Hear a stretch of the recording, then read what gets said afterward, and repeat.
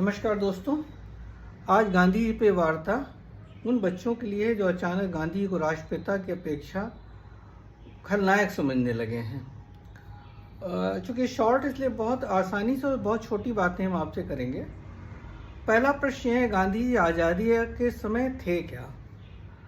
आपको शायद सबको ये पता होगा, गांधी जी ने 1934 में राजनीति से संन्यास ले लिया था और कांग्रेस को भी छोड़ दिया था।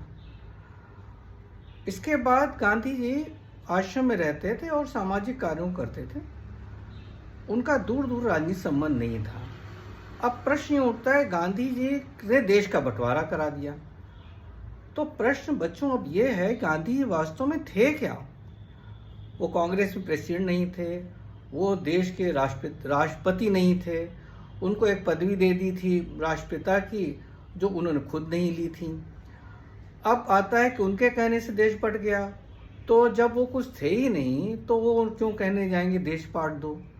अगर आप फ्रीडम एट मिडनाइट देखेंगे, लैरी कॉलिंस डोमिनिक लेपेरी की बुक है जो इंडिपेंडेंट बुक है, ये सब फॉरेनर्स हैं, इन्होंने बुक लिखी थी।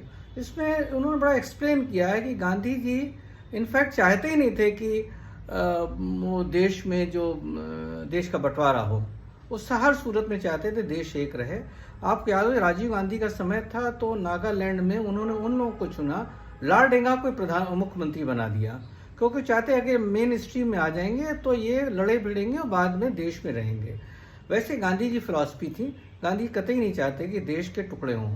देश के टुकड़े हुए, सरदार पटेल उसमें शामिल थे जिसमें ये साइन हुए। उन्होंने कहा कि गांधी जी अभी रहने दिए और बाद में ऑटोमेटिकली धीरे से टेम्पररी अरेंजमेंट हो रहा है, बाद में हम लोग पाकिस्तान को अपना हिस्सा मान लेंगे।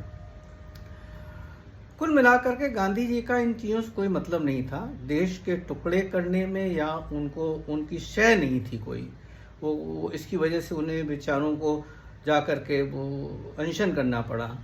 अब आता है, गांधी से लोग अक्सर कंपेयर करने लगते हैं कि वो सरदार पटेल को नहीं चाहते थे। उनके चाहने ना चाहने से देश का प्रधानमंत्री नहीं बनना था।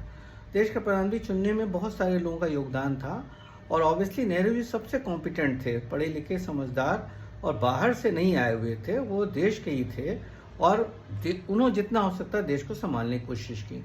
अगले पार्ट में हम गांधी जी और नेताजी सुभाष चंद्र बोस पे कंपेयर करेंगे। तब तक के लिए आप आगे गांधी जी को पढ़ते रहिए।